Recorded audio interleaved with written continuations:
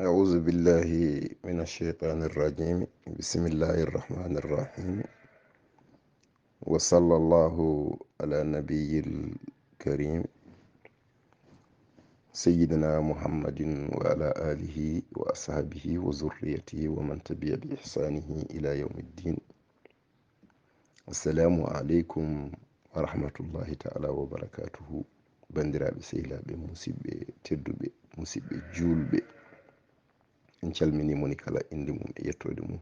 En garti humnude aadi mo gadodirɗen e julɓe ɓe ñande fof eɗen kalana en ko fati e naafilaji lewru men korka ndu e tugnade noon e deftere wiyetende awanul ulama salihina, ballal anduɓe moƴƴuɓe.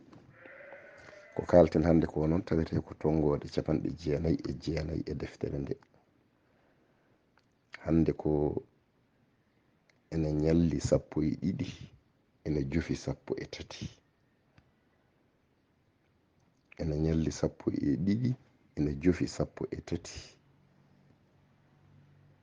naafila muɗum yusalli asara raka'atin yaqra'u fi kulli raka'atin bi ummil qur'an wa suratu idha ja'a nasrullahi 7 marratin wa qul huwa allahu ahad 7 marratin wa yaqra'u hadha ad-du'a ba'da salam.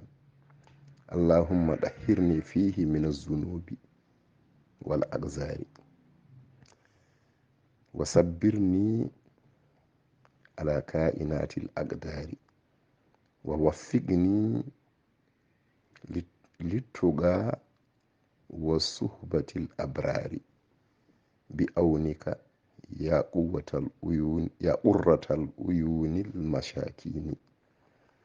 Biɗen hande ko ene ñalli 12 ene jofi 13 ene juule darɗe 10.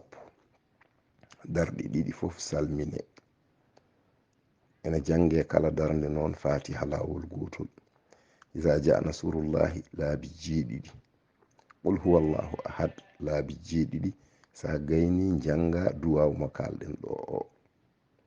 yo allah jaɓanen golle men moƴƴe ɗe o yaafo en ko taati ɗen ko gila noon e farillaji men ha e sunnaji men e naafilaji men e sadakeji men e haaluji men moƴƴi fof. yo allah jaɓan en.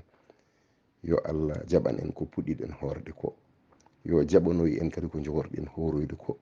yo allah hokku en cellal e yaajede e softede ngam ha mbawen jokkidde ko hedde lewru he ko. allahumma salli ala rasulillahi. musidɗo mon Ibrahima Saydou Kane on jarama.